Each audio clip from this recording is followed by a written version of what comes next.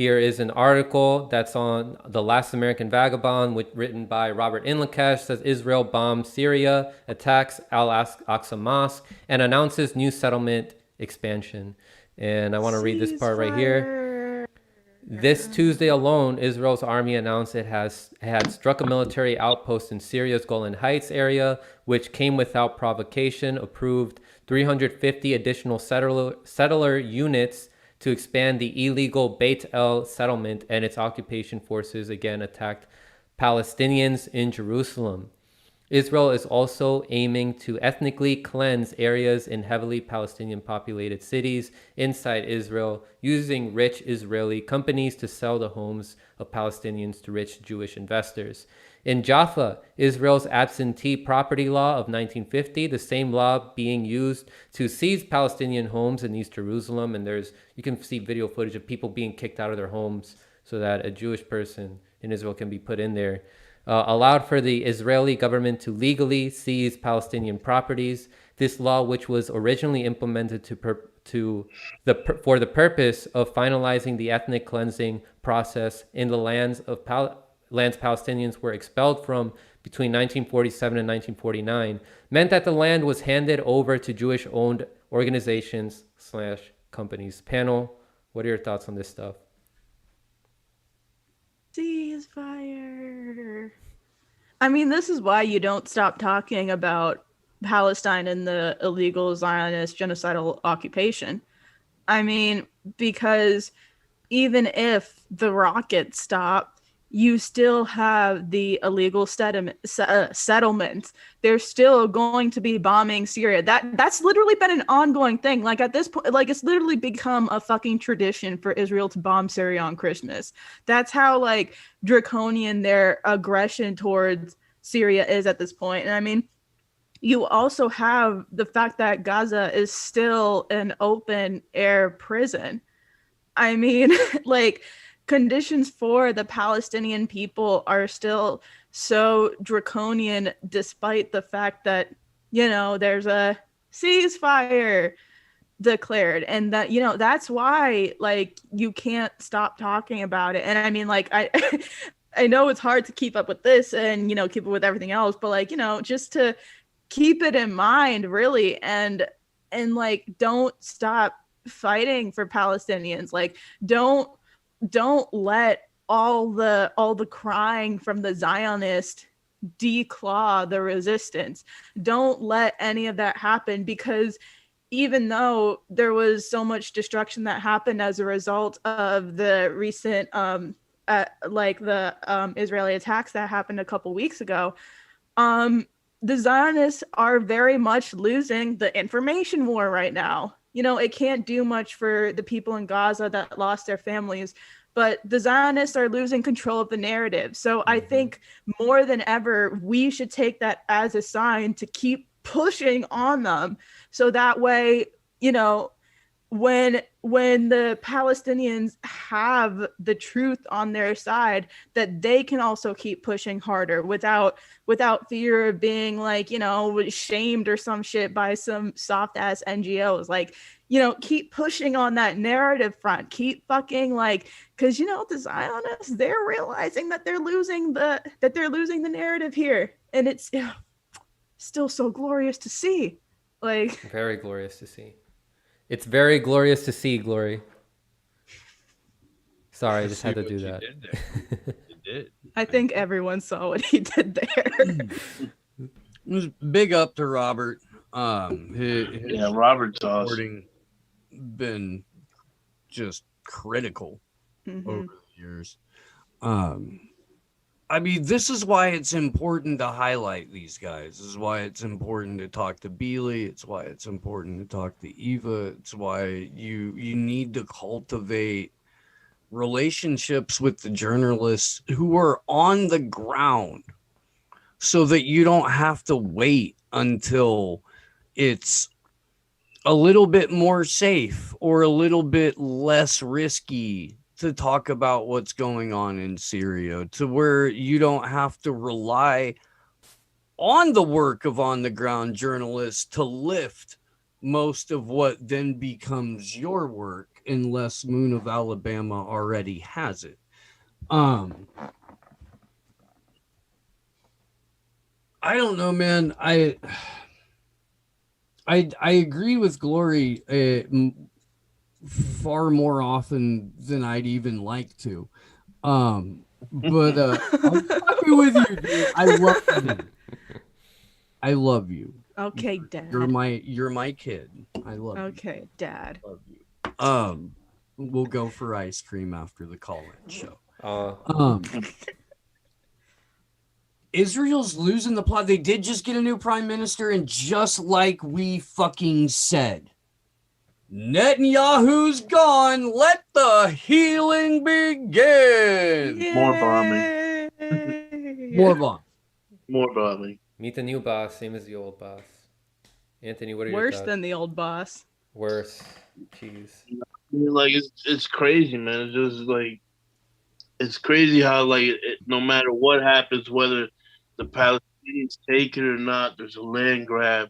These guys can bomb whoever they want, and like they get away with it. And it's unfortunate, but like Glory said, we can't stop fighting. We can't stop putting the pressure on that. They're losing this information war, and hopefully, but at the same time, heart goes out to all the people that get killed and pillaged and removed from their houses.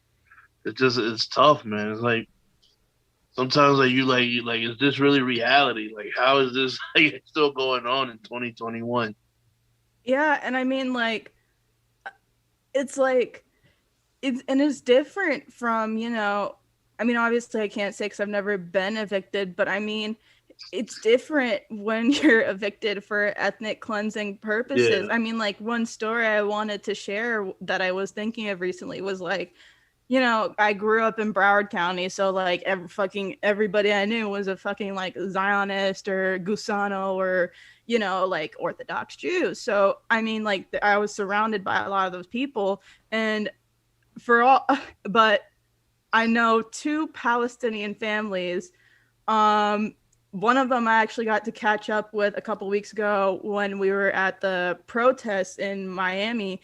And another one of them actually, I think it was a couple months ago, they reached out to my mom because she's a contracting lawyer. So they reached out to my mom and were like, hey, our relatives in the West Bank just lost their property to Israeli settlers, and the courts aren't helping them, and we literally don't know what to do. And I mean, it sucks to have to tell them sorry, we my mom can't help you. This is way out of her league. But I just wanted to bring up that story because you feel hopeless.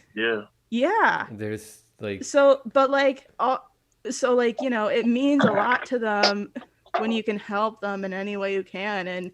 And God damn it, just thousands and thousands of stories like this. Richard Medhurst the other day was covering the year-long now story of the individual with autism that got killed by the Israeli police. And there's been no justice for that. Mm-hmm. It was around the time of George Floyd. Imagine al-Halak, right? Yeah. Imagine how cringy it is. For people to see people defending South Africa, when it was an apartheid state.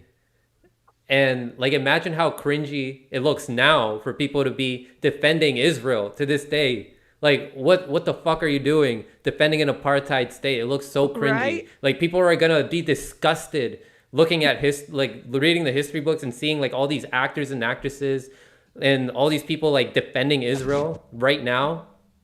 And guys, this is we try to talk about solutions on this show here. We talked about how we need to inform more people and talk to more journalists and spread the word more of outlets like Moon of Alabama, talk more to Vanessa Beeley and Eva Bartlett, Robert Inlakesh.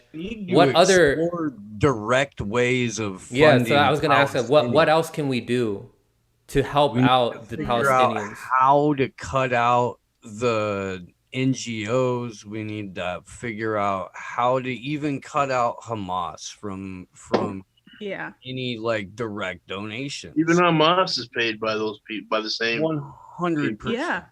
I mean, the Muslim Brotherhood is friends with the CIA.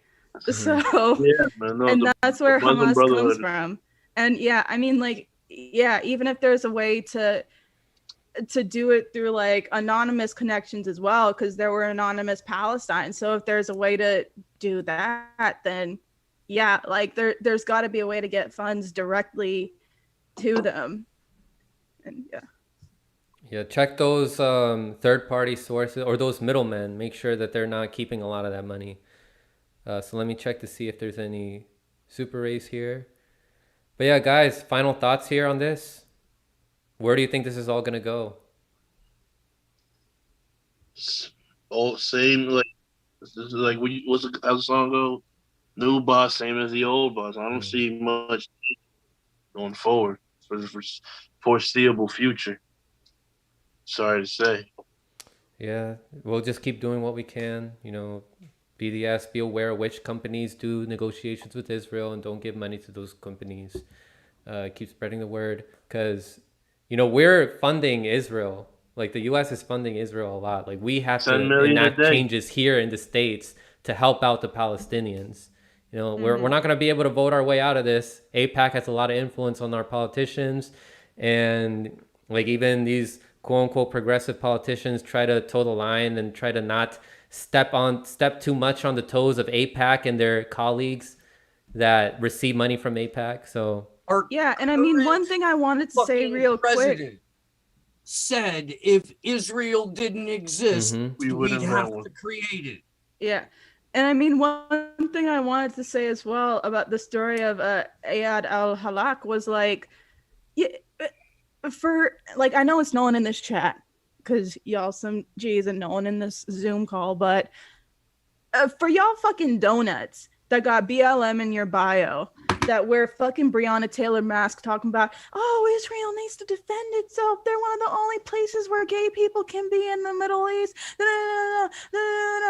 We need to stop the hate on both sides. Fuck you. Okay, They also because have a in nuke. the very same month that Elijah McClain was murdered in was it Denver or fuck. I can't remember this city. Yeah, Elijah McClain, who was given Ket to death because he was on the spectrum. In that very same month, you have Ayad al-Halak, who was also on the spectrum, who got killed by IDF soldiers. When a teacher was literally there pleading with the soldiers not to take his life. And it's like you have so much connections between American police and the IDF to the point where like you can detail them on a moment's notice with a fucking 20-minute search if you want to. Like you could know your whole local police department's history with Israel and the IDF within 20 minutes if you really wanted to. So like fuck. So like if I don't mean to sound like that kind of person, but I mean, like, if you're gonna be out here capping for the Zionist apartheid regime, then don't be out here putting fucking BLM in your bios. And don't be saying we got to vote for Biden. Yeah. Like, we need more solidarity, international solidarity with all these people, Palestinians, Africans, Yemenis, Venezuelans, whoever. Like, there's a lot of people hurting all over the place. And, like, it's Yemenis came out in the thousands to protest for Palestine, guys. Like, that's fucking beautiful. They're facing the worst humanitarian crisis, like, of all time, or one of the worst humanitarian crises of all time. And they showed out in the fucking thousands to protest for Palestine. That's fucking solidarity.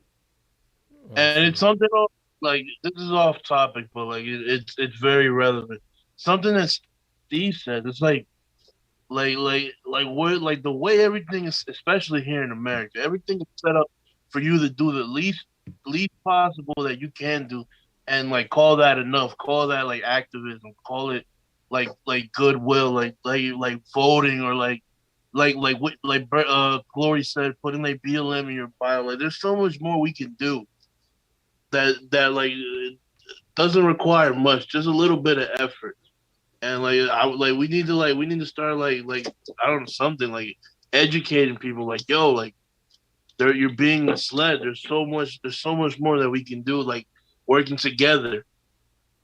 You know what I mean? Yeah, I mean, like, one thing that helps a lot is looking up, like, even if you're just like, organizing to get news to people, like that's something that really helps a lot. Like what some servers in anonymous circles do, or like what you guys in the chat do, where you're constantly like, giving us and helping spread information. Like shit like that really helps in kind of this ongoing like information war, because hey, guess what? There's a propaganda arm to every conflict, to every genocide, to every act of aggression in Western imperialism and Zionist aggression. There's an accompanying propaganda arm with that. And, spreading information can help with that. Like, that's something very simple that you can help with. That's what made Operation Op Israel so effective, was they were able to spread so much information from on the ground sources and spread that like wildfire. So like, I mean, I don't know, I guess that's like the simplest thing I can think of to do to help.